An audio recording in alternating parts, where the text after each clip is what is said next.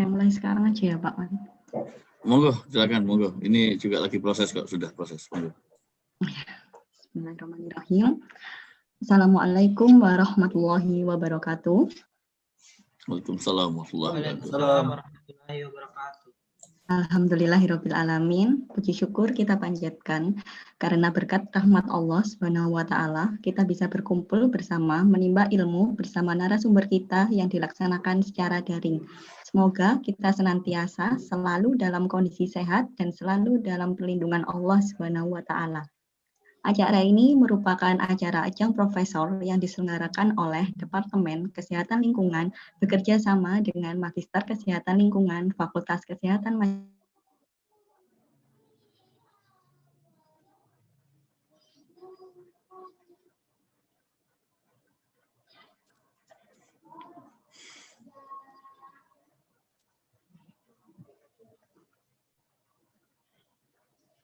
Gabung di acara ajang profesor mengusung tema Workshop on Preparing Systematic Literature Review Articles.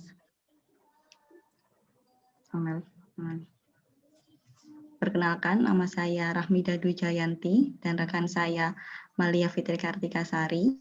Kami mahasiswa Prodi Magister Kesehatan Lingkungan Fakultas Kesehatan Masyarakat Universitas Airlangga.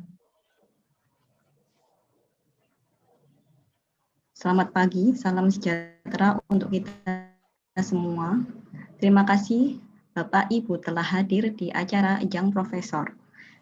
Selamat datang dan selamat pagi kami ucapkan kepada yang terhormat Ibu Dr. Insinyur Lilis Sulistiorini MKes, Ketua Panitia dan Ketua Departemen Kesehatan Lingkungan Fakultas Kesehatan Masyarakat Universitas Airlangga. Kepada yang terhormat Ibu Dr. R. Azizah SHMKes, Ketua Koordinator Program Studi Magister Kesehatan Lingkungan Fakultas Kesehatan Masyarakat Universitas Airlangga, Pak Talib bin Latif, sebagai narasumber hari ini. Waduh.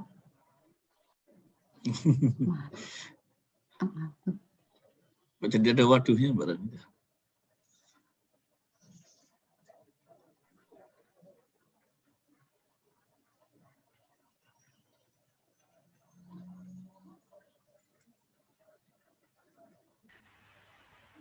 Amel belum mute ya?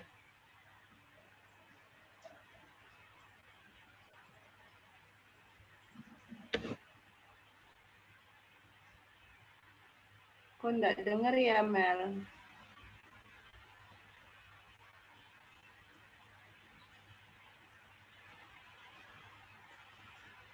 Mbak Amel mungkin belum di-join-kan ini ya, apa namanya, speakernya. Atau ada kesalahan setting di speakernya. Coba dicek, harus dipakai misalnya same as system.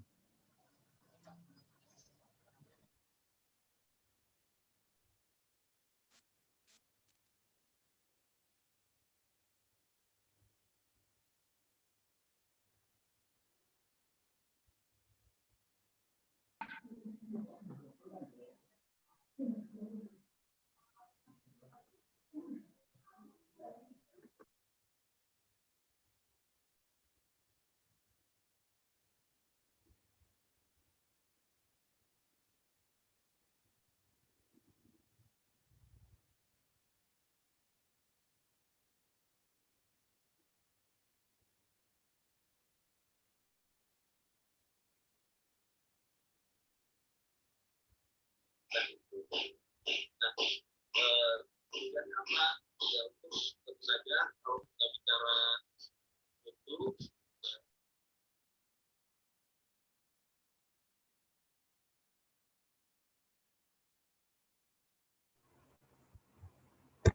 Permisi Bu, boleh saya teruskan Bu untuk backup MC-nya? Iya, enggak apa-apa. Isna ini di over aja ya. Oke, thank you.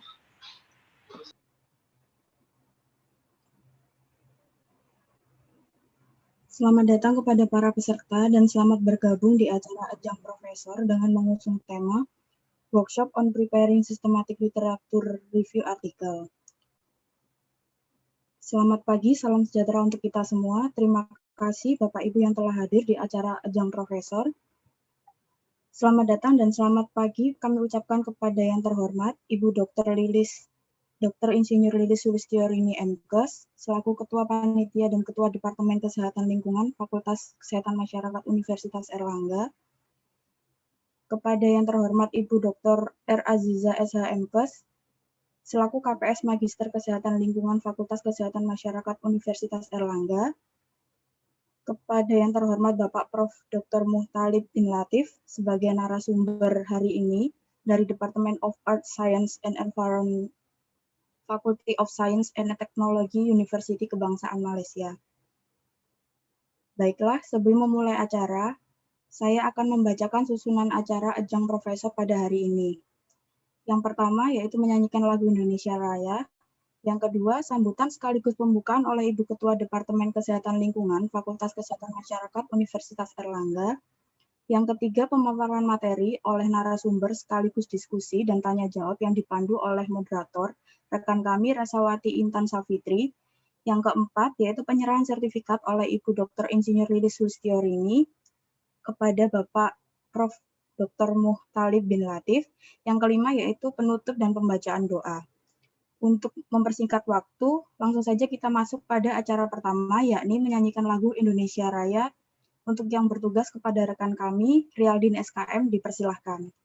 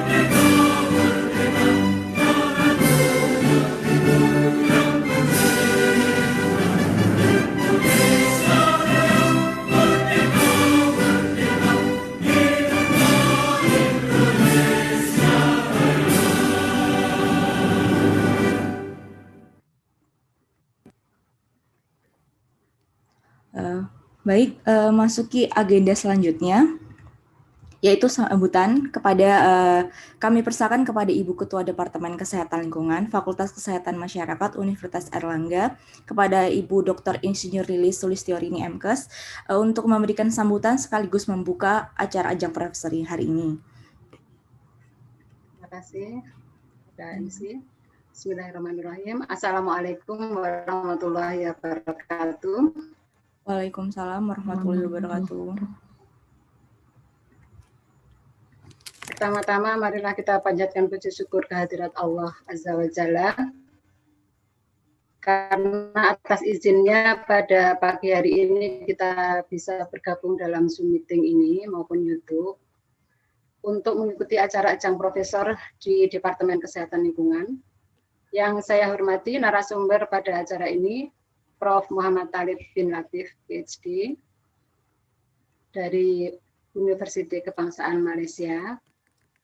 Terima kasih kami ucapkan kepada Dekan Fakultas Kesehatan Masyarakat, Dr. Santi Martini, yang telah memberikan fasilitas. Juga kami ucapkan terima kasih kepada Dokman, juga para profesor dan dosen di Fakultas Kesehatan Masyarakat Universitas. Terima kasih kepada adik-adik panitia dari mahasiswa magister kesehatan lingkungan maupun dari mahasiswa program studi sarjana kesehatan masyarakat, dan peserta yang saya hormati. Marilah kita ikuti acara ajang Profesor Prof. Talib dengan topik penyusunan artikel sistematik literatur review. Mudah-mudahan workshop ini atau kuliah tamu ini bisa bermanfaat bagi kita semua dan dicatat sebagai amal kebaikan kita semua. Marilah kita buka acara ajang Profesor ini dengan mengucapkan Assalamualaikum warahmatullahi wabarakatuh. Waalaikumsalam warahmatullahi wabarakatuh. Baik, terima kasih Ibu Dr. Insinyur Lilis Lustiorini MKes atas sambutan dan sekaligus membuka acara pada pagi hari ini. Untuk para peserta ajang profesor agar mengisi presensi melalui link yang tersedia di room chat dan mematikan mikrofon selama pemaparan materi berlangsung. Baik, selanjutnya kita masuk ke dalam sesi utama dari acara ini, yaitu pemaparan materi, sekaligus diskusi dan tanya jawab oleh narasumber, di mana nanti akan langsung dipandu oleh Reswati Intan Safitri, mahasiswa sarjana Fakultas Kesehatan Masyarakat, Universitas Erlangga, selaku moderator. Kepada Reswati Intan Safitri, kami persilakan untuk langsung memandu pemaparan materi dan diskusi. Oke. Assalamualaikum warahmatullahi wabarakatuh. Waalaikumsalam warahmatullahi wabarakatuh. His Excellency Professor Muhammad Talib bin Latif, Bachelor of Science, Magister of Science, PhD, as a speaker of this morning workshop. His Excellency Dr. Insinyur Lilis Lustiorini MKes, as Head of Environmental Health Department. His Excellency Dr. Roro Aziza SHMKes, as Study Program Coordinator Moderator, Master of Environment, honorable lecturers and distinguished participants. Good morning, everyone. Welcome to this morning workshop titled Preparing Systematic Literature Review Article. My name is Reza. I am a bachelor student of Environmental Health Program, and this morning I will be your moderator for this workshop. Hopefully we are all in good condition today. Even though we still suffering from this pandemic, we still continue to have intention to learn more about new things, especially writing systematic literature review. So to initiate this session, I would like to show Professor Talib bin Latif profile. Hold on. All right. So this is a short CV of Professor Dr. Muhammad Talib bin Latif. He is a professor of atmospheric chemistry and air pollution at the Faculty of Science and Technology, University Kebangsaan Malaysia. He has a very strong education background. He finished his Bachelor of Science in Chemistry in University Kebangsaan Malaysia in 1995. He also finished his Master of Science in 1999 and finished his PhD in Environmental Sciences in 2016. He also has a very strong academic reputation. His publication can be seen in Google Scholar and Scopus. His fields of expertise are atmospheric chemistry and air pollution, surfactants and humic-like substance or HULIS in atmosphere, outdoor and indoor air quality, inorganic and organic composition of atmospheric aerosols, and also volatile organic compounds. According to ukmsarjana.ukm.my, his latest publication is Spatial Distribution of Fine and Coarse Particulate Matter during Southwest Monsoon in Peninsular Malaysia. He also won several prizes and awards. His latest awards are UKM Bitara Award in 2019. He also won Malaysia Commercialization Year or MCY New Inventor Award in 2019. He was prizes also he holds top research scientist Malaysian or TRSM award from Academy Science Malaysia in 2018. It's a very outstanding award. And he also holds a several administrative and management position. His current position is Deputy Dean, a postgraduate in Faculty of Science and Technology, University Kebangsaan Malaysia. So next one, we will have approximately 1 hour to receive presentation from Professor Talib bin Latif. We welcome to lectures and also participants that have something to ask. You can ask him through Zoom chat, so Professor can answer and we can discuss more about the topic that related to this workshop. I would like to remind participants and everyone to make sure to fill the Google form link in Zoom chat to give organizers proof of attendance. So without any further ado, Professor Talib bin Latif, the screen is yours.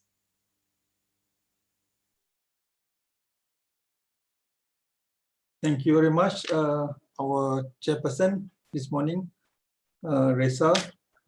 Yang saya hormati Ibu Dr. Lilis, Ibu Dr. Aziza, all lecturers and students involved with this workshop. Okay, and now I want to share my screen.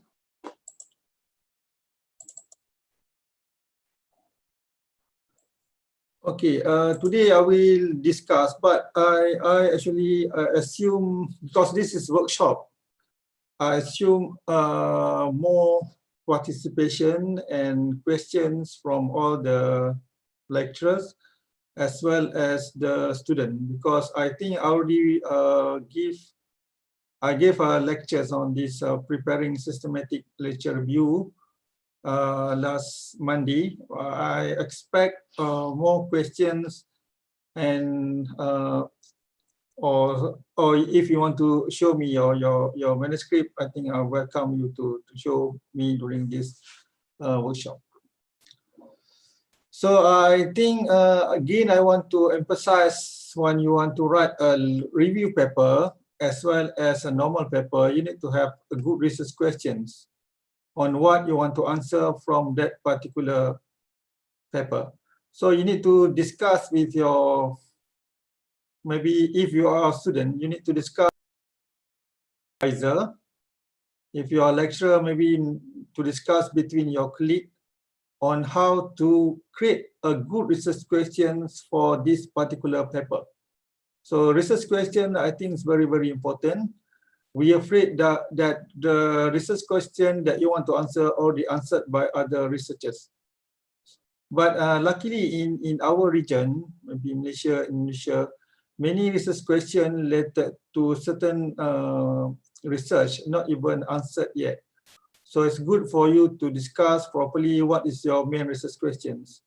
As I mentioned last time, maybe you want to answer how significant the air pollution, for example, influenced the COVID-19 pandemic. For example, how meteorological factors in our region contribute to the COVID-19 cases in different areas in Southeast Asia or in Indonesia, in Malaysia, and so on. So the one type of research question you need to answer. So when you already have research questions, then you can plan your paper. You can discuss with your friend, you can structure your paper, what question you want to answer, what subtopic you can include into your research paper. So it is crucial to take expert advice either from your supervisor, as I mentioned last time, and your senior colleague. Because I once again want to tell you that to write a systematic literature review or review paper, normal review paper, is quite difficult compared to the normal paper. Normal paper, usually you have clearly introductions, methodology. After that, you have a result, discussion, and conclusion. But this one, you need to read a lot of papers before you can write a good paper on systematic review or review article, normal review article.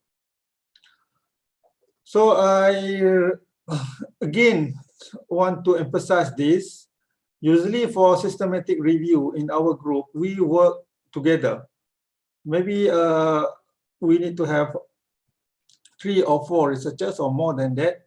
We need to divide certain subtopic to different co-authors, because it's good if you write a systematic review paper. The paper is actually quite general and consists of different subtopics.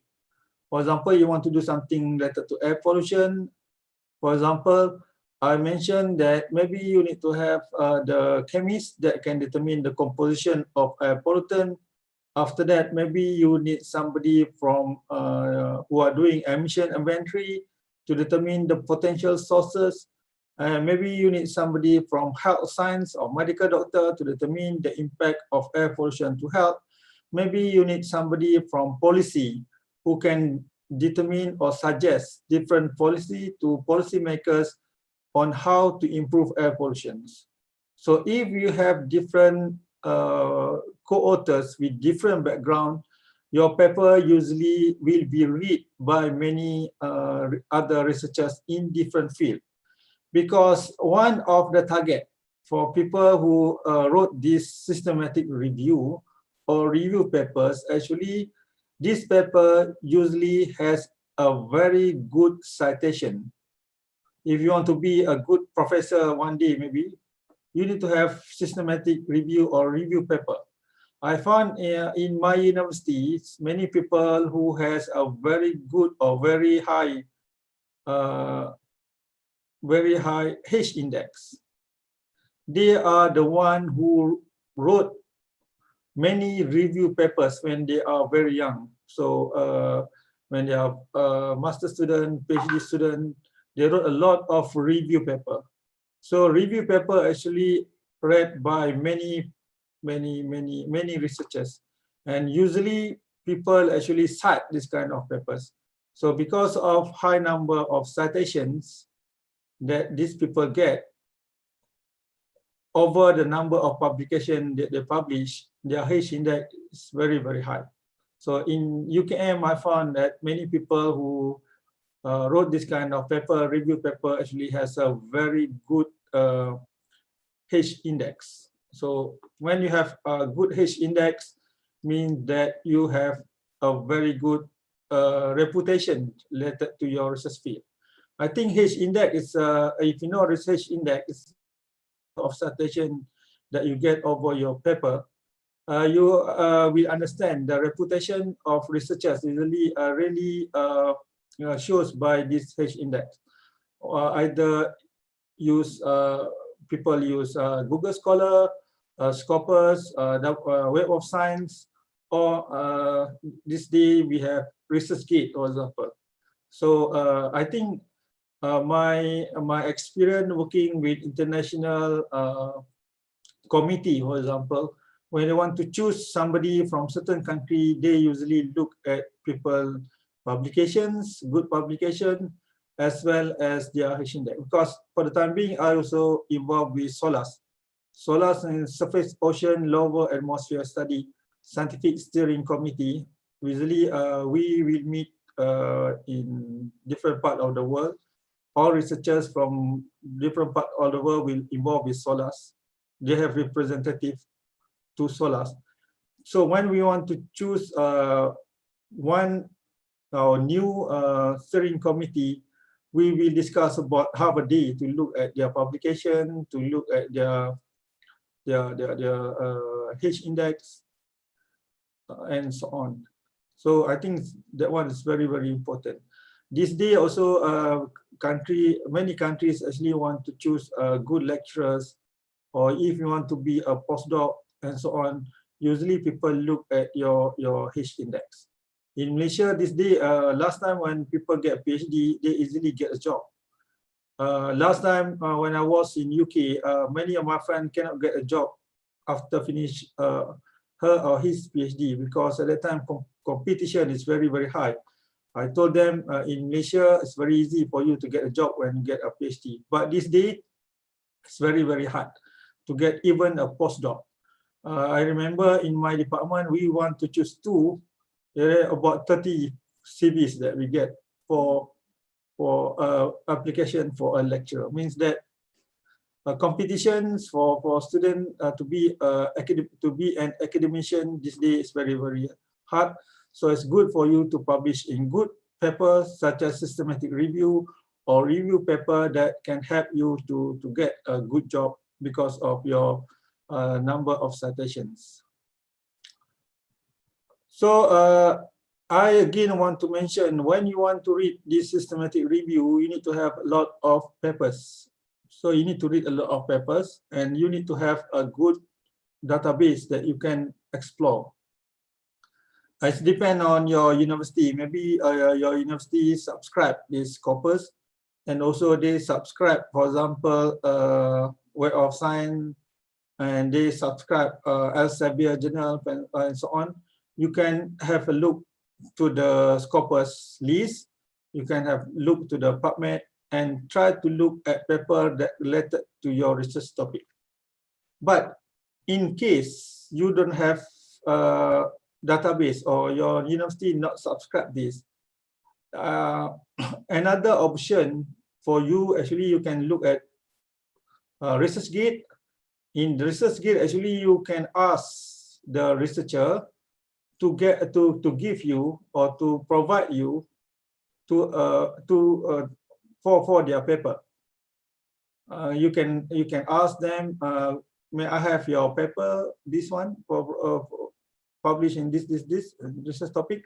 They usually will give you, because many people actually like other people to read their paper. I myself, if I receive a message in ResearchGate, I quickly reply, because I want people to read my paper and after that cite my paper, so my citation will be higher after many people read my paper. Another option, during my time when I did my master's and PhD, if my university not subscribe that particular journal, I will look at the corresponding author, and after that I will email the corresponding author. I say, hello, this Prof, I'm Talib from University Kebangsaan Malaysia. I'm a master student who are doing this kind of thing. I'm really interested to your paper. I'm very interested to your paper. I'm happy that if you can send me your paper, because my university not subscribed to the journal. I think based on this option, I got a lot of paper from other researchers. I think most of them will reply me and give me their paper. I think many scientists in the world want to help others, young lecturer, young junior student, and so on. They want to help. I also have experience when I did my PhD last time. My supervisor asked me to get many samples, for example. They want me, for example, to get cloud water sample. So my university don't have any cloud water, and it's very hard to get cloud water, isn't it? You go to the sky and then collect cloud water. Oh, I take this as challenge. I not ask my supervisor how I want to collect cloud water, isn't it? I don't have aeroplane. I don't have any instrument to collect cloud water. I tried to Google, and I found several researchers in this world actually collected cloud water. So I look at their group, and then I try to find out who actually the head of the group. I email them. I'm Talib Latif. I'm a student from University of East Anglia. I'm determined surfactant in atmospheric aerosol. I actually really need a cloud water for my analysis. May I have cloud water from your group? I think 2 or 3 of this group actually sent me a bottle of cloud water. So as a scientist, try your best to communicate with others. If you have any problem related to papers, for example, you cannot read, you cannot subscribe, you can get from database, Google Scholar, or PubMed, or Scopus, and so on. Try to communicate with the corresponding authors. Most of the time, I think they will give you. I really think that they will give you, because they want people to read your paper. That my strategy when I wrote my thesis or my paper last time. I just email, and most of the time I get that paper. So many papers and you need to assemble. I mentioned to you before this, try to be organized.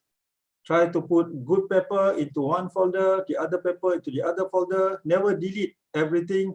I never delete everything from my folder. I just put another folder. If I want to remove, I just put into backup, because I think to manage your reference, to make sure you can easily get back your reference is very, very important. Also with your thesis, actually, you don't have to delete, you need to backup. This day you can also keep all database papers into your Google Drive and so on. So it's not disappear from your database. Because I also have problem. I also, as a deputy dean, last time I also have many complaints from the student. Suddenly their database, they lost their database, they lost their thesis file and so on. So I think you need to be organized when you do your research work. You keep your database and make sure you can easily. I usually put a base on name, for example. This day you can use Mendeley and so on. So very easy for you to get back your paper from the folder. So you can share with your friend, share with your group to write a good paper based on this database. So try to learn to use EndNote database that you can keep your paper easily, and you can get back the paper when you want to see the paper. So I think every single paper, you need to write a draft, to discuss a draft first. So you need to structure what you want to write. If in my group, if I want to do this review paper, we discuss with them the structure, and after that, I divide my subsection into different co-authors. So I the one that set this, and I give to my student. Most of my student now is a lecturer in my university and other universities. So I give them maybe a few weeks for them to start to write. So, but I the one that create a first draft. So if you are a student and you want to write this systematic review, you need to write a draft first. Discuss the structure of your paper with your supervisor. Is it that one is good or not? So after that, you can start to write. Otherwise, if you just write without structure, without discuss first, maybe you will waste your time, because the structure and the draft, the flow of the story is not good. So discuss first, plan your work before you start your writing. And when you have your first draft, you can share with your friend and your supervisor on how to continue with a good research systematic paper. So I mentioned last time we have two different of review. The first one, what we call as systematic review, as we mentioned in our topic for today. So systematic review is very structured paper, very structured paper. Even my university this day, for the undergraduate students, since people cannot go to the lab, they ask the student to write a thesis based on systematic reviews. So you need to know the difference between a paper that mentioned systematic review and the normal or common review, as I mentioned just before this. So this is example of systematic review. Many paper with systematic review, they usually mention the systematic review in their title. So a review, systematic review they include into their title. And many systematic review paper always combine with meta-analysis. But I think for this area, this region, this country like Malaysia and Indonesia, if you want to do this kind of research and we want to put meta-analysis, sometimes it's very, very hard. Because this meta-analysis usually need to have homogeneous data, meaning that people who are doing research with similar method, instrument, that make the data is homogeneous, data almost similar. So it's very hard for us to get the similar data because most of the time people will use different methods to determine the level of pollutant, for example. In Malaysia, people use for PM2.5, for example, particulate matter with hydrodynamic diameter below than 2.5 micrometer. Yes, many people determine this pollutant, but many people actually use different methods. For example, they use high volume sampler. Some of them use continuous air quality monitoring instrument. Some of them use low volume sampler. All these actually produce different type of pollutant. So if we use different methods and the methods actually not produce similar data or homogeneous data, we cannot continue with meta-analysis. So we just stop with systematic review. So this is example of paper with systematic review. Common paper, exposure to indoor and outdoor air pollution from solid fuel combustions and respiratory outcome in children in developed countries. A systematic review and meta-analysis. You can see the title mentioned developed countries because I think for developing countries it's very hard to get a very good data for meta-analysis. So this is quite a good journal, high impact journal, Science and Total Environment. Usually they have highlight and they have a graphical abstract. What is graphical abstract? Graphical abstract actually, it is like abstract, can show the overall analysis of this particular paper, including the result of the paper. So it's just like abstract, normal abstract, but they usually include everything from methods to result. So for for systematic review paper, they can show the diagram, for example, as a graphical abstract. Graphical abstract is good actually for people to know your overall paper content easily in terms of graphical abstract easily. Because we want to attract reader to read our paper, we want reader to know our paper. It's good actually if you have a graphical abstract. Graphical abstract will attract people to read your paper, and as the simplest graphical abstract, we can explain easily your overall research study paper. To them, it's very good for them to understand easily your overall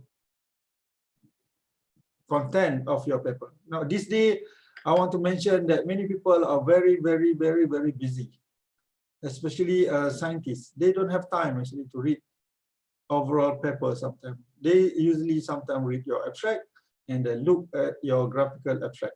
If your graphical abstract can easily explain the overall information in your paper, that one is very good for your paper.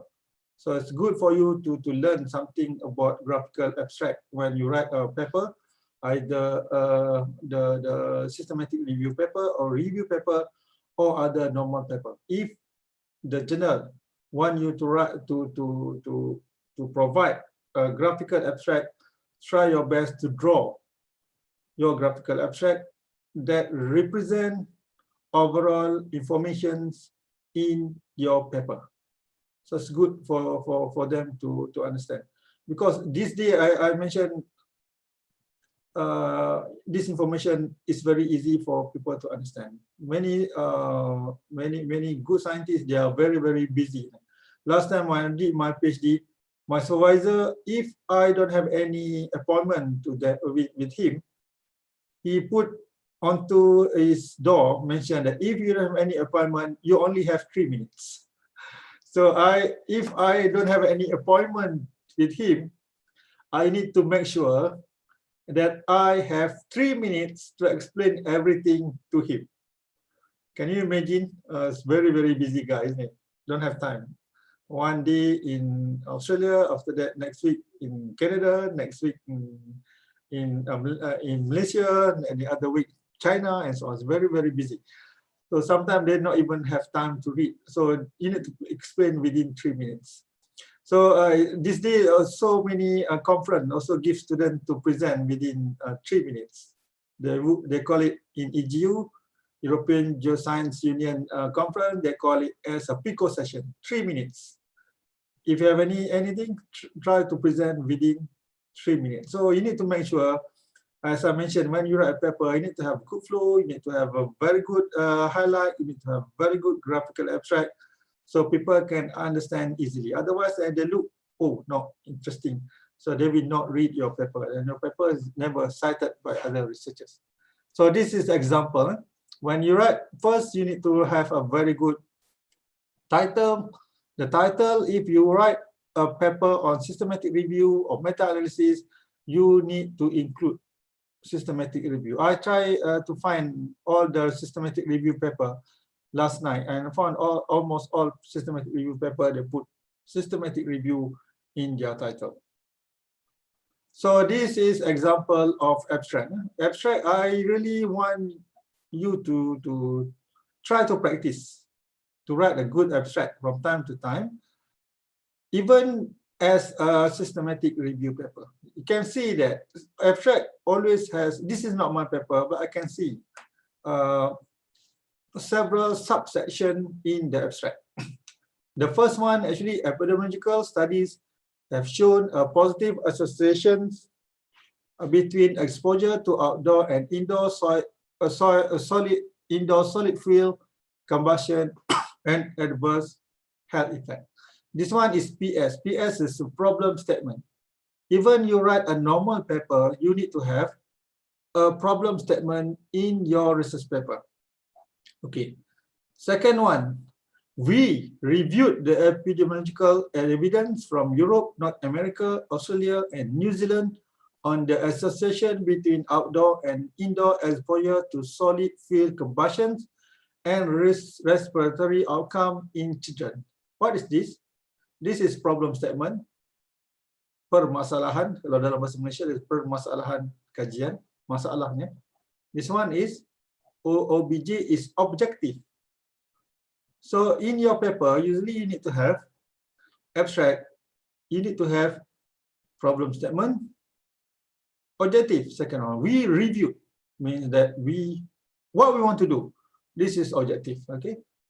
And after that, problem statement, I mentioned in my first lecture, abstract, you need to have problem statement, objective. And after that, we perform a systematic review and meta-analysis, pool relative risk, and 95% confidence interval were calculated using random effect model. This one, what is this?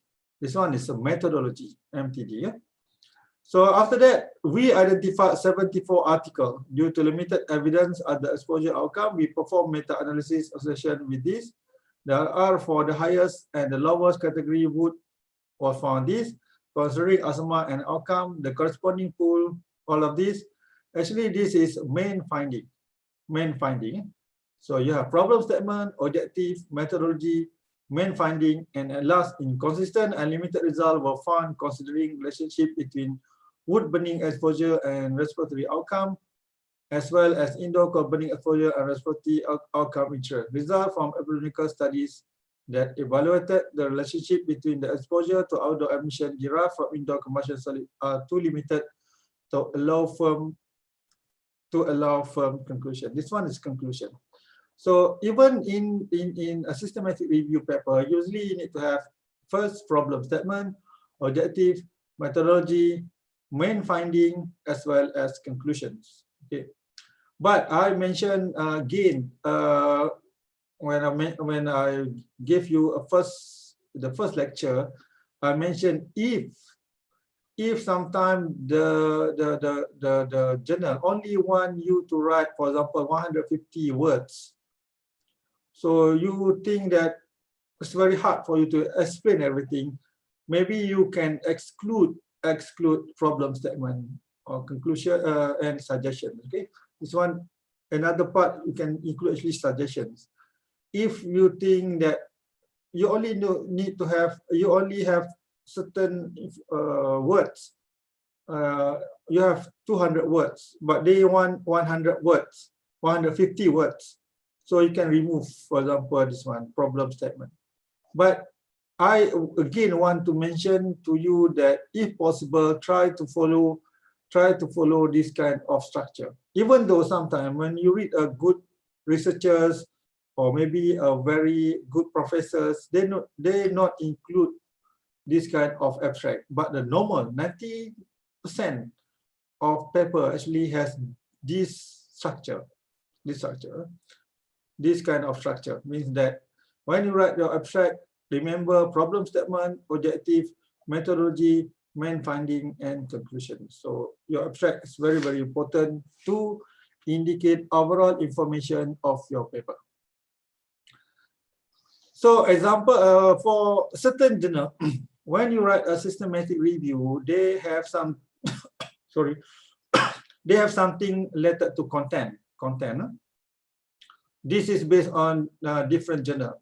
For this journal, sign of the total environment, you need to include content like your thesis, okay, from introductions, material and methods.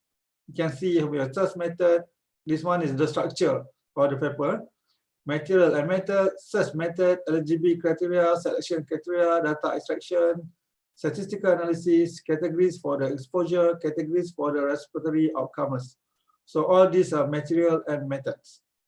So after that, the results, study selections, exposure to indoor soil burning and respiratory outcome in children, characteristic, all these are results, and publication bias. Result study from not included in the meta-analysis, from studies not included in the meta-analysis, and outdoor exposure, solid fuel burning and respiratory outcome in children. So all this information actually you need to put into content if you write this meta-analysis. This journal actually want you to put content, but some journal actually not even ask you to put content. After that, they separate result and discussion. As I mentioned, result always discuss your data that you get from in case of systematic review, you get from other sources. You need to discuss it. You need to explain the data, the characteristic of data, and after that, in discussion, you need to explain why it's happened and compare with other previous studies. And after that, for systematic review, they always have strength and limitations. Limitation actually is good for you to give information on what strength that make your paper good and what's limitation that you think you or other researchers can improve in their next or future studies. So it's good for you to put strength and limitations because we are not perfect when we write something. There is something that maybe we leave out because we cannot get it. Data, for example, information. So good for us to declare our weakness other than we mention our strength in our paper. So this is the structure of systematic review that people usually wrote for journal publications. Another thing I think for the systematic review, you actually must have a flow chart of the study selection process. So at least you need to have different type of database that you collect informations. I found that in most systematic review, they at least have two. For example, this one is PubMed, this one is Embase, through Embase. Huh? Maybe you can use PubMed, the other one is Google Scholar or Scopus or Web of Science and other database, okay? So now you get a number of papers, you need to declare how many you get in the specific based on your keywords, title, keywords, how many numbers that you get from this PubMed and how many you get from Embase. After that, you get total publications and you remove duplications. After that, you have 6,000 because you already removed, and certain paper because of not related to the, even though the title and keywords include that paper into the database, but because it's not related, maybe you can exclude. And after that, text article access for eligibility studies included because they have data. You include that information into your quantitative analysis for meta-analysis. And at last, only 26 studies included in the meta-analysis. This is the flow, the information that you need to declare when you write a systematic review paper. You must have this in your methodology. So you need to cite your figure 1, okay? I mentioned before this, if you have figure, suddenly you need cite. That one is one of the mistake, the main mistake in your paper. Itu saya kata kesalahan besar dalam publication. When you write figure 1, you need to cite it. So this one, I think, a must in a systematic review paper. Flow chart for the study selection processes. So you have introduction, and second one, you have a methodology. In your methodology, you really need this kind of information, a must, if you write a systematic review paper. So you need to declare everything. You get how many you get from one area, one database, another database, and how many you remove, and so on. So this is what we call as a good systematic review, a must. Every single systematic review paper, usually they have this kind of information in their methodology. This is an example from the research, I think very recent paper, the role of air pollution, PM and NO2 in COVID-19 spread and lethality, a systematic review by Copa et al. They did this kind of study in Italy. I think we can repeat this kind of research in Malaysia and other part of the world, especially in Southeast Asia, where we not have many studies related to this topic. I also suggest, if you have friends, if you have a former supervisor from Europe, from Australia, that conduct this kind of study, maybe you can collaborate with them, because I think mentoring system is very important when you write this kind of systematic review paper. You need to have a very good comment. I always mention to you last time, and also mention again and again to my student, I need your comment for my paper. Even though a very harsh comment is okay, then I don't like your silence. Just keep quiet. I don't like if I give paper to somebody or my friend, or example, my colleague, my co-authors, they just reply me and say good. I say, oh no, that one's not good. I want you to give a good comment, a very good detailed comment to my paper or my student paper. So I think it's good if we can submit to a good journal, as I mentioned, because good journal usually give paper or invite reviewer good reviewer to our paper. So if my paper rejected by a good journal and reviewer give me a lot of comment, 3-4 pages comment, I don't mind actually. I think it is good for me. even though my paper get rejected, but I have a very good comment, I can improve my paper, and I can submit to other journal. But if they just send me without any comment, I think I'm a little bit regret, because I think I cannot improve my work, I can improve my paper, and I will submit to other journal, but I don't have any information or any comment from my mistake. I think this one is very, very important. If you want to be a good researcher, you need to have a good comment from other researchers. Same as a sportman, isn't it? I read biography from Carl Lewis. Carl Lewis mentioned that every morning he will practice to be a sprinter. Carl Lewis actually is a sprinter from USA. And that time, he actually always compete with Ben Johnson from Canada. So Carl Lewis mentioned that every day he has a very deliberate practice, but after that they will look, they use video and then to look carefully what of his mistake during his during the competition, certain competition, and during his practice. After practice, he and his coach tried to find the mistake, what he did a mistake. From the mistake, actually, he actually improved himself to be a good sprinter.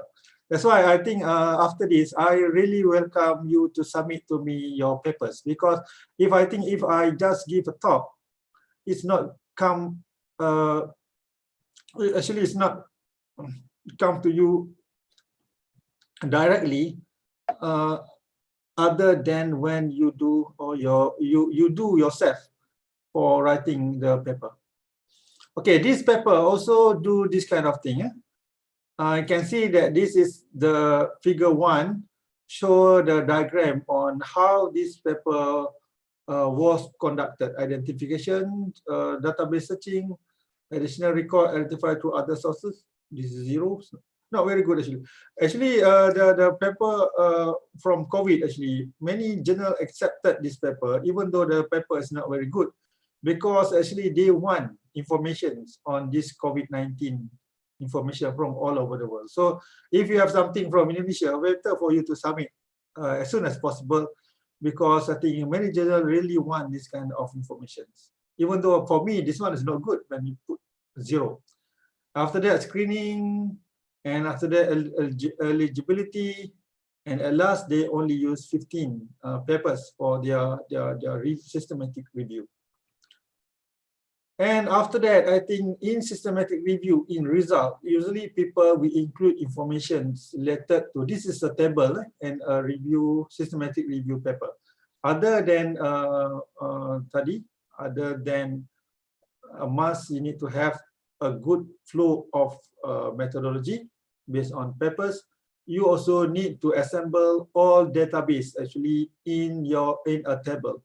So I mentioned to you before, make sure your table is suitable for publications. If this one is too long, for example, it's hard for the copy editor to structure, to structure and to put your table into your article. Okay, so make sure your table is suitable for publications. You need to make sure. If you think that the row is too long, the column is too many, it's very hard for them to publish. So make sure you try, even though you write in Microsoft Word, make sure the table is suitable for publications.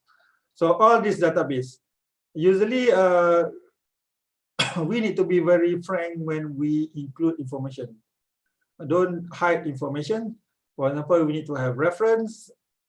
In the first column, we need to have periods, area of study, the aim, the data analysis, what data analysis they use, PM2.5, for example, the effect of PM2.5, PM10, and NO2. So you need to include everything related to the paper information.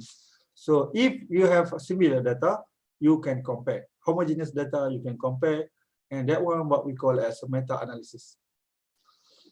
This one, I think I already show you one paper in Malaysia, the systematic review of financial implication of air pollution and health. Also, they have different flow chart for their systematic review. And after that, I want to tell you about the review article. I already mentioned review article is different from systematic review. Review article is quite open, where review article does not have specific methodology. This is review. Review is very open. You can use your own data, for example, to include as supportive information in your review. But you don't have to put methodology. And usually people also write this paper as a systematic review. The only difference between systematic review and review, the normal review article, is they don't have specific methodology. So you can put a review, for example, in your research topic, in your title. The composition of air pollution in Indonesia, a review. So not a systematic review. Almost similar to systematic review, most of the time need to authors from different background, as I mentioned just now. I don't want to repeat again. I mentioned review to identify recent and significant advance. Usually the topic must be very interesting and really recent. Hot topic. Hot topic. For example, maybe in this region, biomass burning, coal, vehicle emissions from different sources. Motor vehicle emissions in Southeast Asia, for example, they influence the effect of vehicle emissions to human health, for example, in Southeast Asia. That one is a very interesting topic because we don't use a very good fuel that that used by other developed countries, for example, or biomass burning, something like that, or the influence of indoor air pollutions toward human health, because we use different type of cooking style, for example, kan, ada yang di rural area still use wood and so on. So we can choose a different topic, but make sure we have informations. If you want to write something, but people never write that kind of topic, it's very hard for us to find paper. That's also one of the challenges, for us to write a good article review. So we need to make sure there are many papers that suit us to write a review article. So if you read a paper and we found that there are many papers and we can conclude it, all of them, into a review paper, that one is very good. To determine the main people working in a specific field, to help identify essential gaps.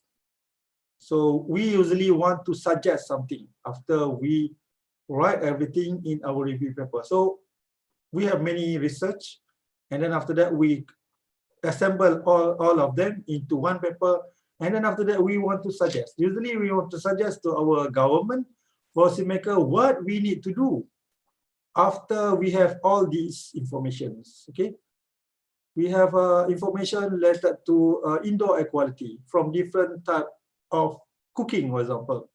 So after that, when we assemble everything, this is data, what we want to do next, that what we call gaps. We want to show our government we have this, so what we want to do, what we need to do after we have all these informations. Otherwise, people just conduct research and the policymaker not even read, and we don't know what to do. So sometimes this research paper not even contribute to the development of certain countries, our country. So we need to show to our policymaker we have all this. So what we need to do next? Okay, we have information about biomass burning in Southeast Asia because of peat combustion, because of palm oil plantations. We show them, okay, this kind of biomass burning can come from different regions, from Indonesia, from Malaysia, and so on. So we have all this information. This biomass burning effect to human health, this biomass burning effect to the acid rain. So what we want to do next? What mitigation that we need to do? how to stop this kind of thing. This is a good example of a review paper, meaning that we assemble everything. We want people to read and to act on what to do next. That I think the main important information for a review paper. They use in current debate for reference. They are good for generating ideas, next field of research, what we want to do next, how we want to collaborate, how we want to work together, for example, in case of biomass burning, how different countries, Malaysia, Indonesia, Thailand, Singapore, can work together. That's what we want to show, we want to suggest in our review paper. So this is our responsibility as a scientist, to give information to policymaker and to suggest what to do next. Otherwise, we have a lot of papers, but paper never read and never use that paper to improve our country. So as I mentioned last time, for review paper, we also need to have abstract, introductions, body, and conclusions. So introduction, abstract is very important as overall information of the paper. Remember what I said, we need to have problem statement, objective, we need to have main finding, even though from review paper, we need to have conclusions, and maybe we need to give suggestions. And body of the paper, this one is very important, where I mentioned just now, most of the time people work together and try to divide the responsibility into different person. Mean that most of the time you cannot write alone, except you are doing that kind of research for your PhD or for your master. You are the expert of that. Maybe you can write by yourself and show your supervisor, with your supervisor. But in general, if you are lecturers, it's very hard to write a paper, a good paper, review paper alone. So this is example review on phytoremediation of contaminant in air, water, and soil. This is a Journal of Hazardous Material by Wei et al. I think a very recent paper.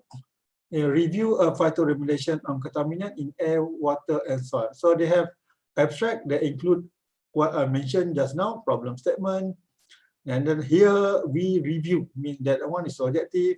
After that, we found that one is main finding, and after that, they put conclusions. Thus, the present review provide a recent update for development and application of phytoremediation different concluded. So almost all paper, remember, we need to have good problem statement. There is global need to use plant to restore ecological environment. So that one is problem statement. There is no systematic review of phytoremediation mechanism and the parameter of environmental pollution. So that one is problem statement. Here we review this situation. That one is objective. So this we found that plant mainly use their own metabolism. That one is a main finding, and after that you put conclusions. So from this paper, you can see that they assemble all information from others. Removal rate of pollutant by plant species, for example. So this one is 3 species. 3 species. This is the one that removed by this species pollutant. This is pollutant concentration and removal rate, and they put all references here. So this is review, means that you need to find everything. You need to put your finding into a table, but you need to discuss this. You need to put this name in the main text, actually, when put all the reference. You cannot leave all this in the table only. You need to put your finding in the main text. An example of review paper, sometimes you need to summarize everything. When you want to summarize, either you put into a table like this, but maybe you also need to draw a figure. You need to draw a figure. In many cases, when you want to show certain information in your review paper, normal review paper, you need to draw. So I think it's not hard for you to draw. You can find this different different plant, for example. You can put like this, and you can write. You can draw a simple cloud, and then after that put like this. As long as not copy other people figures, you can find this plant, for example, from other photos and so on. But don't put everything from others. That one is wrong. It's a plagiarism. Try to combine from different photos into your own photos. I believe you can do this. You can do this kind of thing. As I mentioned, this is mine. I already showed you last time, Impact Original History Eco-Tree in Malaysia. This is not a systematic review. This is a review. Also a review on salt and palm oil and its CO2 flux. I showed you in my previous lecture, where I wrote, this one is very quick because we get a grant and then we need to submit a report and a paper. And this is our table that we find from other researchers from Indonesia and Malaysia. And this one, what I drew from the informations I get from different informations. So review paper usually is good if you can draw, you can summarize all informations that you get from other particular journal into a figure that can explain everything. I think that's all for my talk. If you want to ask me questions, you can ask. Otherwise, I will show you papers yang diberikan kepada saya. Any questions?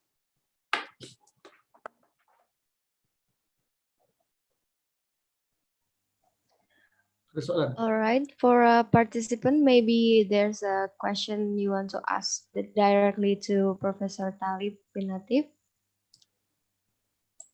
Teman-teman, apakah ada yang ingin bertanya secara langsung? Boleh, saya izin bertanya. Oke, silakan. Oke, selamat siang, Profesor. I want to ask about how we differentiate the use of table and graphics in our review article. Okay, my suggestion actually, the information must not similar. A table actually is you can include descriptive informations.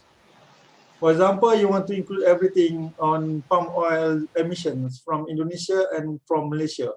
You can include in detail in your table. Descriptive, descriptive, maknanya concentration and so on. But figure actually is summarize of all these informations.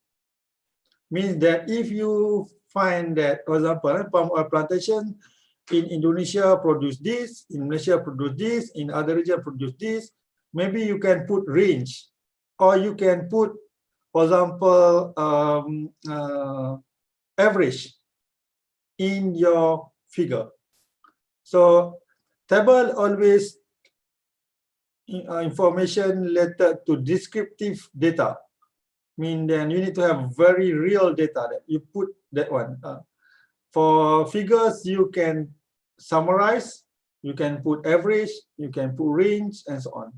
So in my case, actually, in the table, I put everything from the paper. I put reference, but in figure, I don't put reference anymore. I just summarize.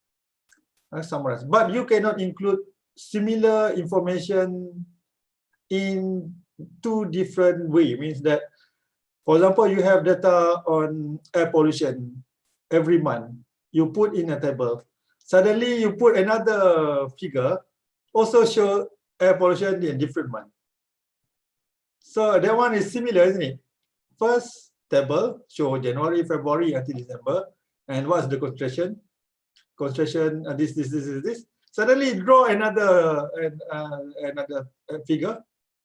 Figure actually also show month, January to December. Another third is a similar result into your figure. That one is wrong. So you need to make sure it's not similar, different informations. The best way actually maybe in figure you put average. In the table you put all descriptive informations. Thank you so much, Professor. Yeah. I saw one of you maybe start to write a systematic review, and I think the review is quite good. Make sure you have many papers, many references, and you have a very good flow of information. Bagaimana Mas Azmi, apakah sudah jelas pemaparannya? Iya, sudah jelas. Bisa dilanjutkan lagi. Oke. Bu Lilis, Bu Aziza, saya ingin bertanya apakah ini dilanjut Q&A atau mau review paper kayak kemarin?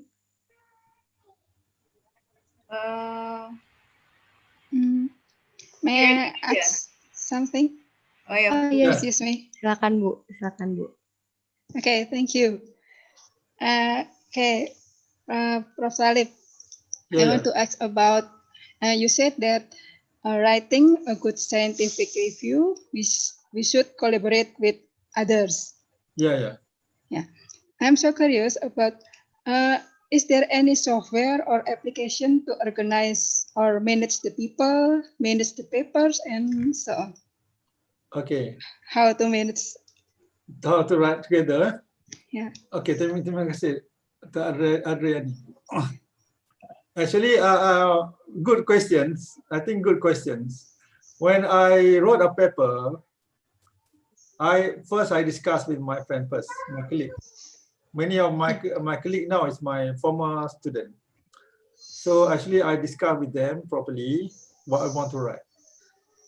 If not during COVID, actually I discussed in my office and discuss what we want to write together.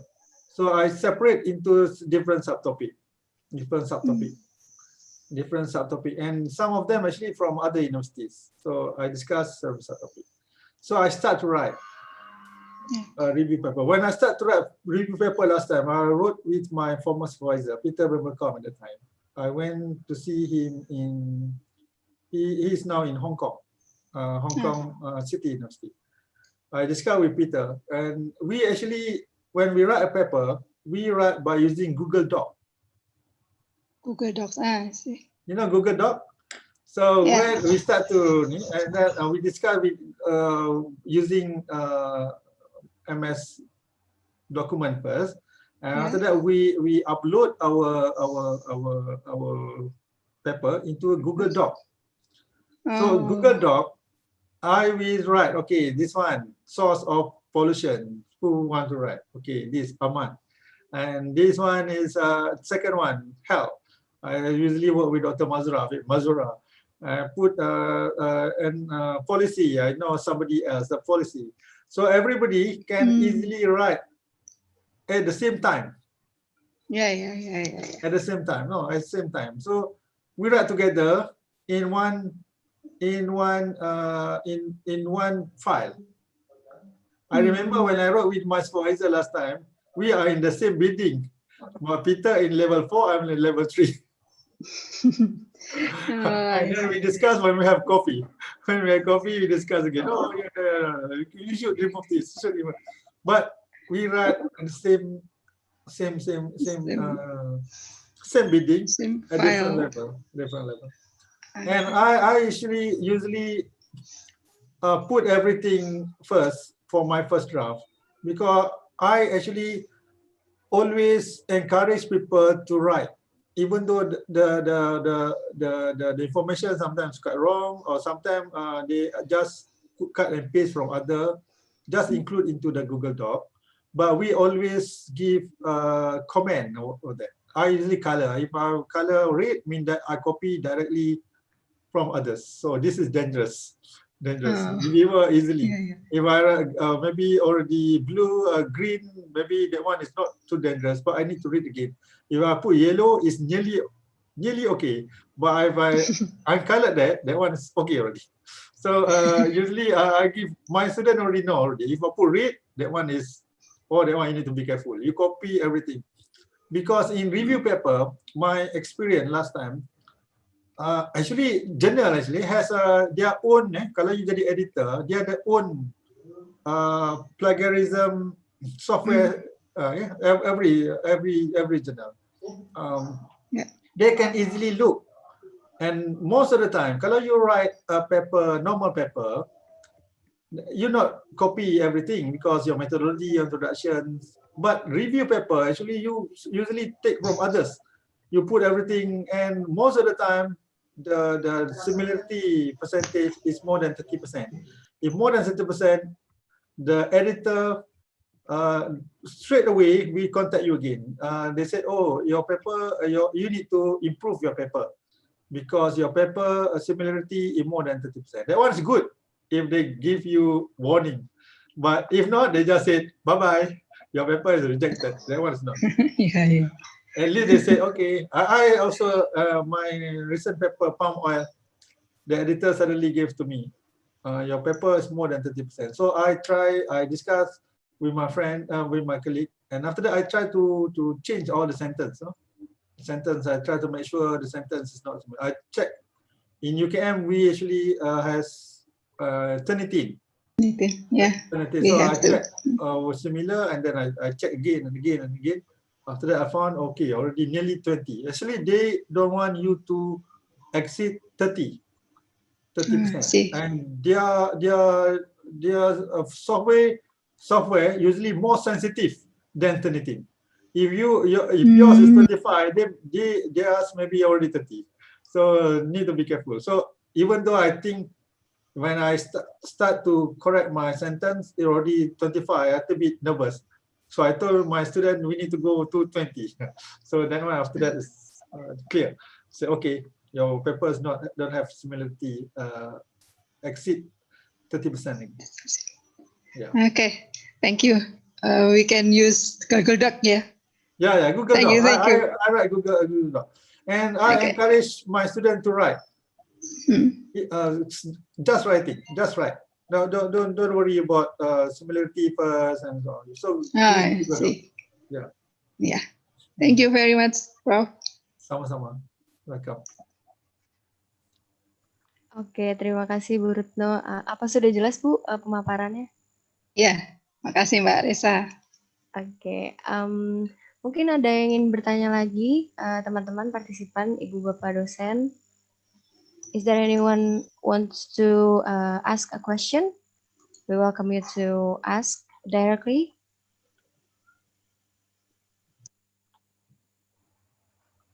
Ibu Aziza ada gak ini? Ibu Aziza, Ibu Lilis, apakah mungkin ada pertanyaan lagi atau ingin dilanjut untuk review paper? Saya ada baca paper yang diberi tadi kalau nak. Ya, dilanjut untuk review paper. Oh, okay, Prof, you can share screen the paper that paper maybe, yeah. Okay. Is it? I can show you this one. Yeah, sure. Dr. Aziza. Ya, Prof. Saya sudah baca ni sekali tadi, walaupun baru pagi tadi, saya sudah baca lah. Ya, terima kasih. Okay. This is my comment. I think correlation between climate zone A, population density, and COVID-19 in Indonesia. So paper. I think I encourage students to give me your paper for me to read. Even though you not put my name, actually I'm happy to read and help students to read to improve their paper. So for me, for the abstract, you need to make sure what I mentioned just now. If possible, you need to put your problem statement. This one I think is problem statement.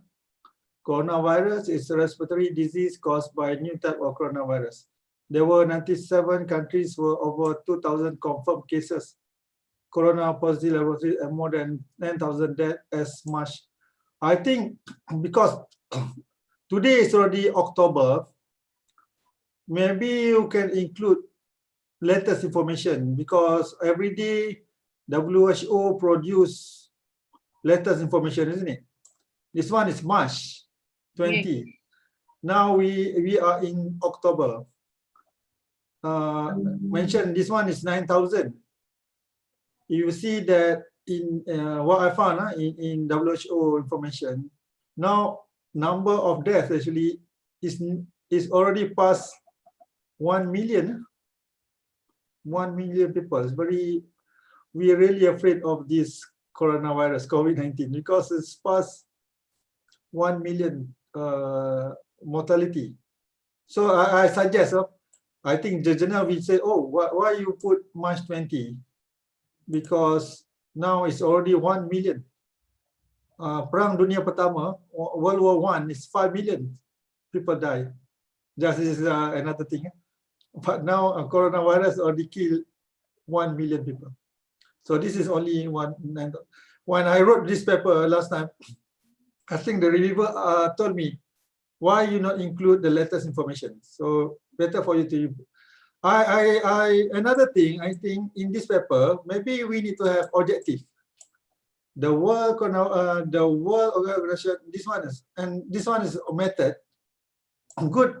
Before method, we put objective. This study to what? This study to determine what? So good for you to include this study to determine or to what is the aim of your study? The study aim to what? Before you mention method. Otherwise, people don't know. For method, this research method is carried out in Indonesia's source secondary data, computer-based data processing with a statistical approach. Data analysis using cluster with k-mean method, Fisher exact, to find out relationship between climate COVID-19 as well as the relationship between population density and COVID-19. I think it's okay, no problem. For the method. Method usually come from you. So you the one that can determine your method. But I think you need to have objective in your paper. Okay, result discussion. The result of climate condition research in Indonesia from 35 provinces are the majority in zone 2. Here I want to comment. For people outside Indonesia, like me from Malaysia, I don't even know what is zone 2 and what is zone 2 or zone 3, or how many zone actually. I think it's very good if you include information on zone in your objective or in your methodology. Because we don't know. We outside Indonesia or other part of the world don't know what is zone 2 actually. Oh, where is zone 2 in Indonesia? Is it in Jakarta or is it in Sumatra? Is it in Kalimantan? So better if you can include information on zone based on 11 zone, based on 10 zone in Indonesia. So good for you to indicate where is zone 2 for your paper, I think. Because we want, when we write a paper, we don't want people from our country that read that paper. We want people from outside our country to read this kind of paper. So we want to know what is the specific zone, because otherwise we don't know. Zone 2 is a zone where average Zone 2 is a zone with average hot air temperature, rainfall, and low humidity level. Indonesia for presidency is divided into 3 clusters, as well as COVID-19 cases, high, medium, and low cluster. So we don't have any information on zone, and we thought that this is for hot air temperature, rainfall, and low humidity level. Actually, is for overall tropical conditions. So good if you can indicate where actually the zone 2. Is it zone 2 related to high populations? Maybe in Java Island, for example, maybe you can include that kind of thing, so people from outside Indonesia can understand. The highest COVID-19 cases are found in 6 provinces with cluster breakdown of this. I think this one is okay. Population density with the cluster 1 is. So I suggest whatever zone that you want to include, whatever cluster that you want to present, you include that into your methodology. So people already get a little bit hint on what cluster and zone is all about. All 6 provinces that have the most cases, 100 in climate zone 2. So again, what is zone 2? People will ask themselves, what is zone 2? The relationship between variable indicate that there is a relationship between climate zone and the COVID-19 cluster. Okay, this one's okay. Conclusion, in these 6 provinces that have the highest COVID-19 cases in Indonesia, into a cluster of high and medium density categories.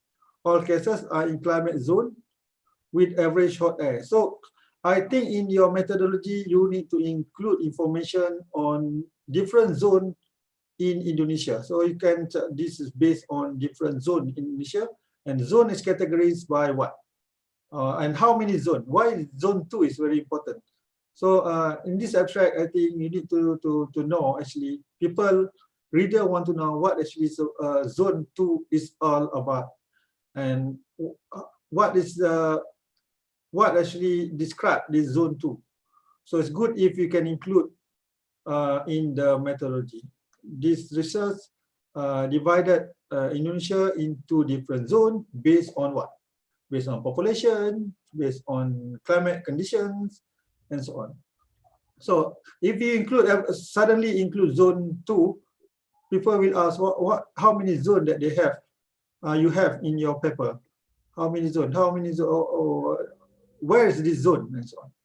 So that's my comment. My comment for the, so my suggestion. And go to introduction. I think introduction is also similar. Maybe you need to include the recent information. Okay, recent information on the COVID-19, because this one is March 20. Why this March 20 was mentioned? It's good if you can mention the latest one. The latest information, always people like to know the latest information, isn't it? If you have news, one is the old one, and second is the latest one. People usually want to know the latest information. What happened just now? What happened now compared to 6 months ago? So it's good if you can include latest information on the COVID-19 cases rather than 6 months ago. Yeah, until now 1,100,000. Yeah, 1 million. So better 21 October in the world. Yeah, better to include the latest one, and maybe you can include how many people die in Indonesia, also Asia, and so on. Okay, in recent years, many studies have. I want to comment about this introduction. For me, you can have about 4 paragraphs, and all paragraphs need to have a very good leading sentence. Right? And maybe in recent years, many studies have interested in analyzing the influence of climate factor on the number. When you mention in recent years, actually this one I think is not.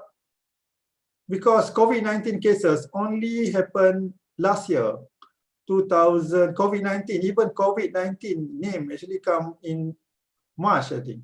Before that, no COVID-19. The virus, yes, H1N1 and other coronavirus. But COVID-19 get named actually in early this year. So when you mention COVID-19, but you put Hamzah 2017, I think that one is incorrect for me. Incorrect, because COVID-19 itself come from the name actually come from WHO early this year, okay. not last year. So not even 2017. So when you mention recent years and COVID-19, that one is I think information. And then after that, this is because climate change and everything, and certain climate and weather conditions may interfere with the support of pathogen. I think this one is fact. So you need to have reference at the end of your sentence over here, because certain climate weather conditions may interfere or support pathogen to grow and breed. This one is fact. So when you may include fact, you need to have references. Otherwise, it's come from you. And how do you know that this climate actually support pathogen and grow and breed, something like that. And other than that, I think these three paragraph don't have quite a good leading sentence. Even though maybe these three paragraphs want to mention about COVID-19 in different countries. So you can start. The COVID-19 has affect different countries in the world. And after that, you include United States, you include Brazil, you include Turkey, for example, Turkey. So you can include everything, this one, in one paragraph. But to start, United States government scientists estimate that could kill thousands of Americans. If I'm the reviewer, I will ask, why American? You are in Indonesia. And you, this one, Brazil tropical temperature annual average. Why this one? This one is not a leading sentence. This sentence not represent all information in this paragraph. And also, this one is Turkey. All this overall information here is not about Turkey. So that's why I mentioned a leading sentence or topic sentence in a paragraph is very, very important. So you can include information, all of this information, three information in this paragraph into one paragraph with a leading sentence. For example, your leading sentence, if you want to mention in different countries, you can mention COVID-19 cases has affected different countries in the world. So then you mention United States, you mention Brazil, you mention Turkey and so on. So this is I think the if I'm the reviewer, I will ask, I will mention you need to improve the paragraphing and make sure all your first sentence in your paragraph actually lead by a good leading sentence, because otherwise if you mention Brazil means that overall here you need to mention Brazil. This similar as this. So I think you can combine if you want to include different cases in different words. The cluster analysis, because you are doing cluster, you can put cluster analysis and so on, no problem. Here also, I think the paragraph again, population density is not important factor under strict lockdown. China lockdown policy, I think, as I mentioned, 2 sentences not even make a paragraph, at least 4 or 5. And I don't know what actually this paragraph want to tell reader actually. It's about China. Why China? The reviewer usually, if you write a paper from Malaysia, for example, suddenly you put China, people always a little bit suspicious. They said, what you want to do in Malaysia or Indonesia, why suddenly you put China? Maybe that one was research, one question. You know, as a reviewer actually will be judged by their comment, isn't it? My supervisor always told us that is his job. I always remember what my supervisor said to us when we were students. When we say, oh, this reviewer give us a lot of comment. And then my supervisor always told us that is his job to give you comment on that particular things. That is his job. Mean that if you are the examiner, isn't it? You are responsible to give comment. If you are editor or you are reviewer, suddenly you not give comment, people will judge you as a poor reviewer. Because as an editor of ASW, I mentioned to you, I always judge this reviewer. If they said good, I said no. So they're a poor reviewer. So I will not invite him again to be a reviewer for my particular journal. So if they give a lot of comment, good comment, I will say very good. So the reviewer actually will always try their best to give comment to your paper, to improve your paper, not to blame you, just to give comment. Population density is not factor. I think this one is not. This is a very a paragraph. This like an island, means that no information after that related to this this research topic. So the population in Indonesia from Tribunal province as well as climate action.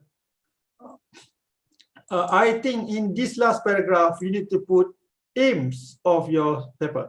This paper aims to what? Okay, aims to what? So the population of Indonesia. I think this one, information on the study areas you can include into your methodology. But after you mention the problem in your paragraph 1, 2, and 3, you want to identify gaps. Gap. Apa yang you nak buat? What you want to do after we know the problem? Okay. We know the problem, we call it problem statement. That one we include into paragraph 1, paragraph 2, and paragraph 3. Paragraph 4, actually you want to know aims. We mention problem first, and last we want to mention aims. Aim actually the gap that we want to fill. Kita ada macam contohnya ada ruang yang sudah dipenuhi. Kita nak pastikan apakah satu ruang yang kita nak masukkan di situ. We want to fill this knowledge. This is what we to fill in the gap. Ruang kosong yang masih tidak diketahui oleh pembaca ataupun reader. So this one, I think the population and everything you can include into your methodology if you want to determine the study areas. Secondly, I think this method, this study, I found that in this paper, this study aimed to analyze. This one actually is in the last part of introductions, not in the last in the methodology. This research was conducted in Indonesia using secondary, namely climate factor. I don't want to. The K-means density cluster are divided into 2 zones. So if you include 2 zones, I think it's good if you have maps and then try to draw which one is what we call as zone 1 and zone 2. Maybe you can explain a little bit.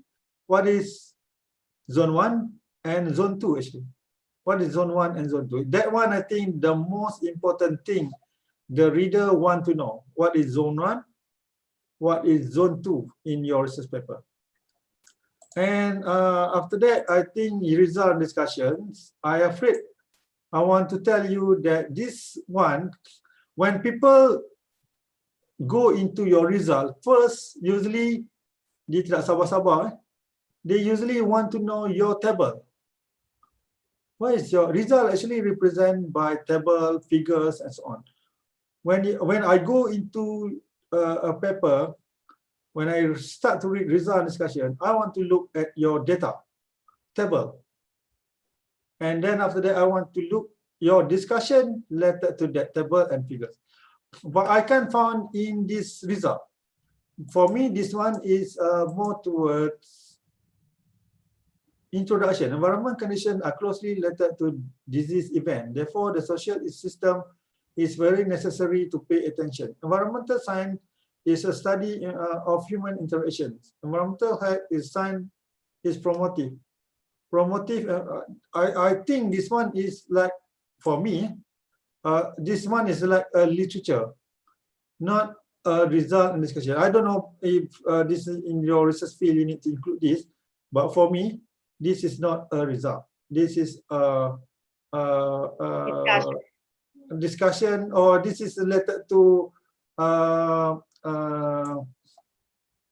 introduction or something related literature review, not a result.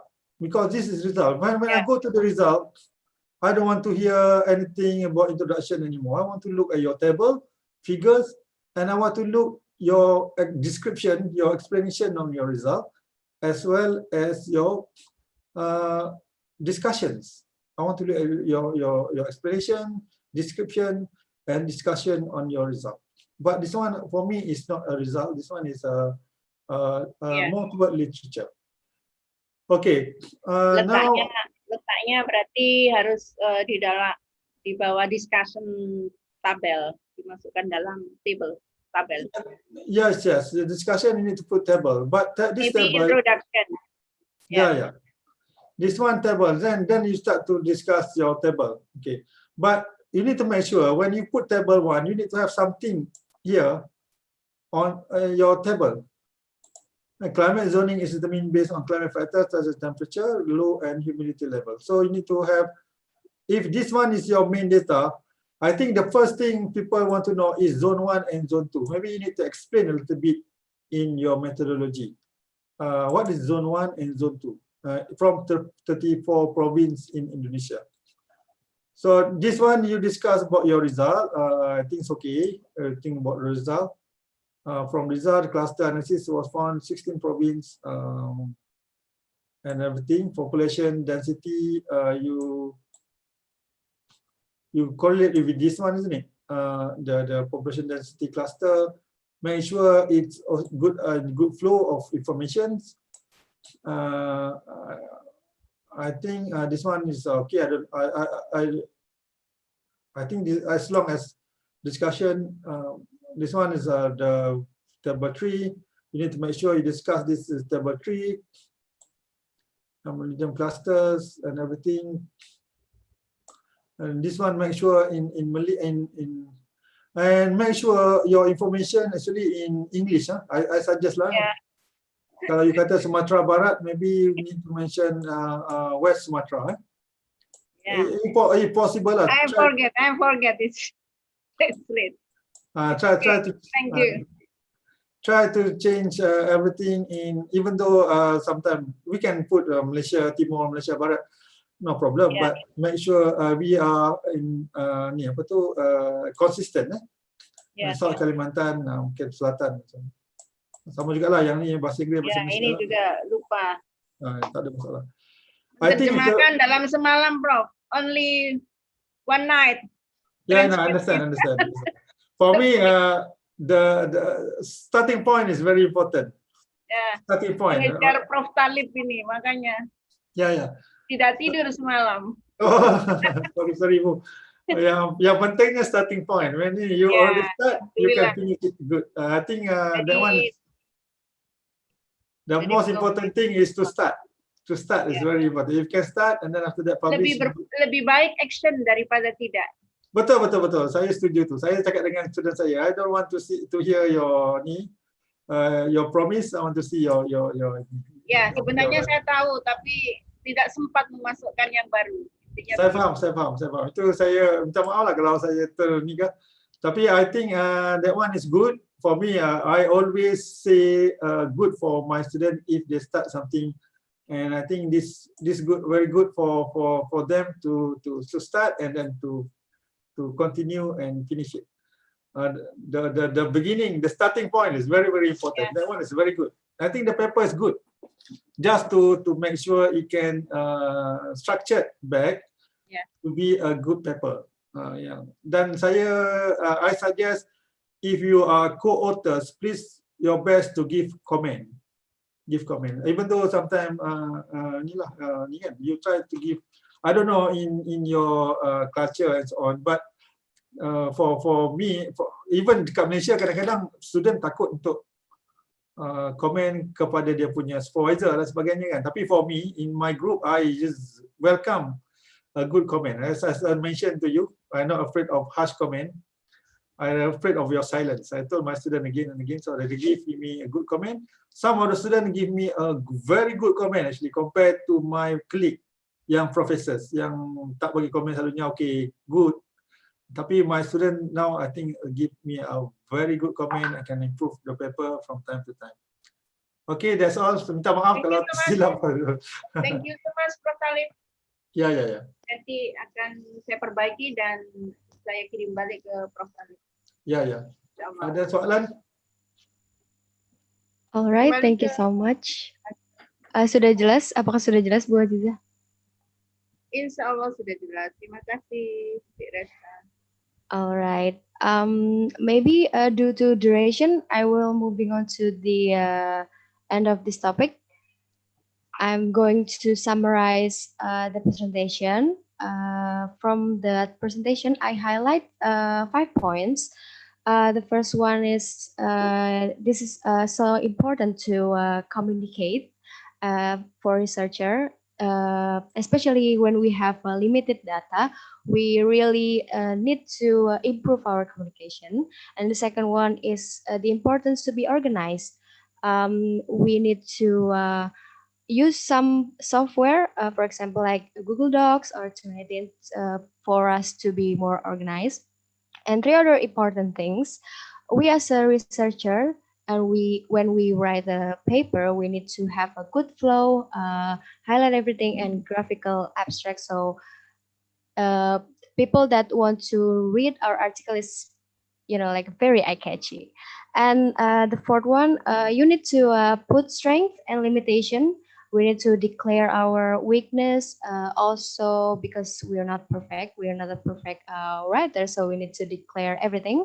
And the last one, if you want to be a good researcher, you need to have a good comment from others. So it's a very outstanding presentation and also insightful for us, especially for us to write systematic article review or systematic literature review.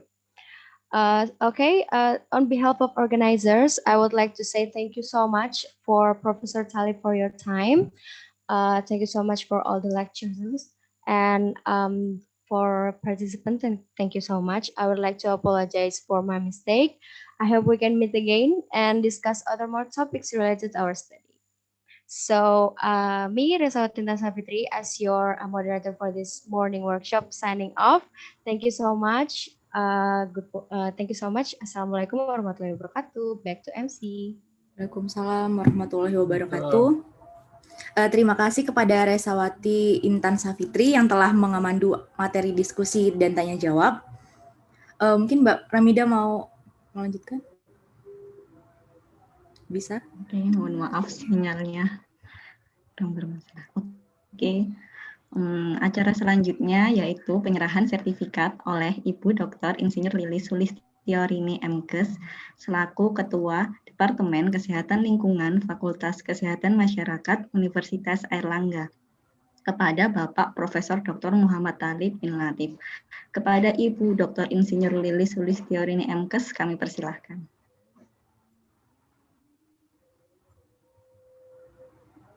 Terima kasih Mbak Mida.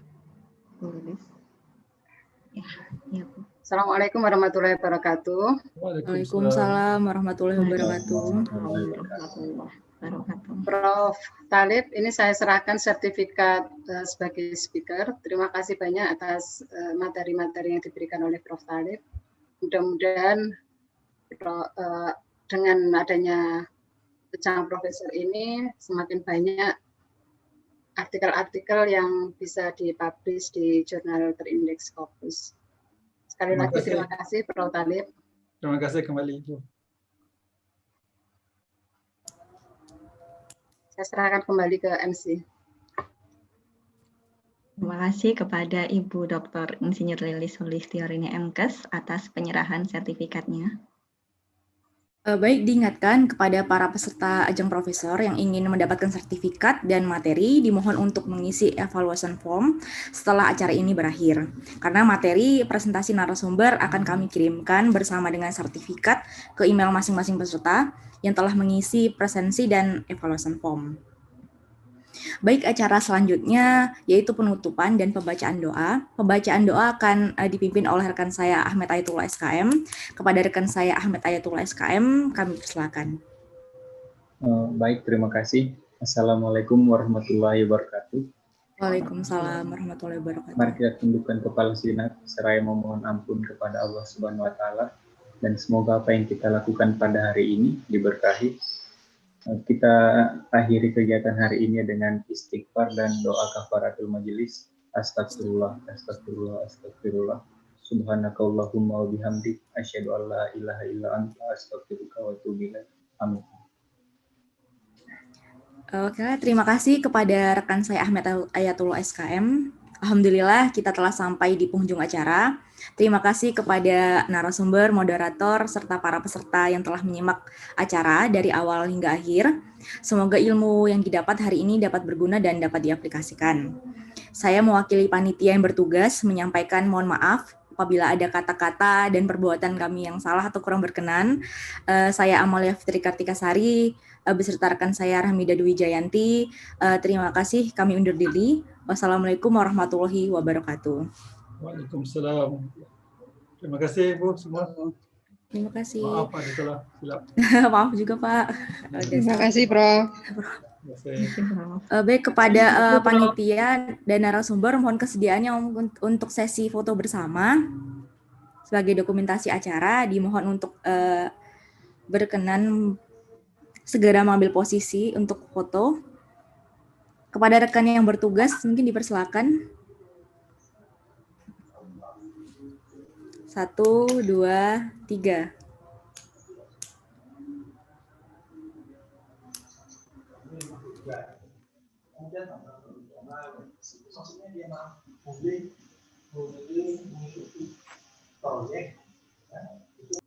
Baik, sepertinya sudah selesai ya, teman. Terima kasih ya. Jumpa lagi. Jumpa lagi, Prof. Terima kasih, Prof. Talib. Ya, terima kasih. Sampai kasih, jumpa Prof. lagi Minggu depan. Ya. Oke, kalau ada apa-apa paper yang nak saya baca boleh hantarlah kepada saya. Pekan depan. Ya. Ya.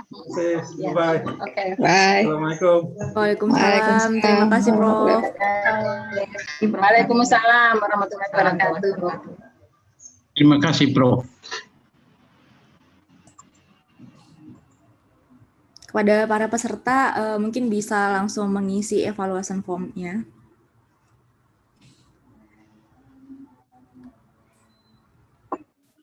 Untuk linknya sudah ada di kolom chat nih.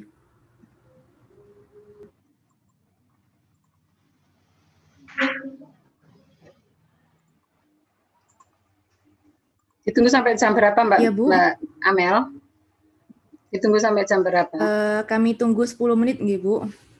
Ini sampai sekarang jam 10.58, mungkin nanti sampai jam 10 lebih 8 menit, Bu. Oke ya, terima kasih. Ya, Bu, sama-sama.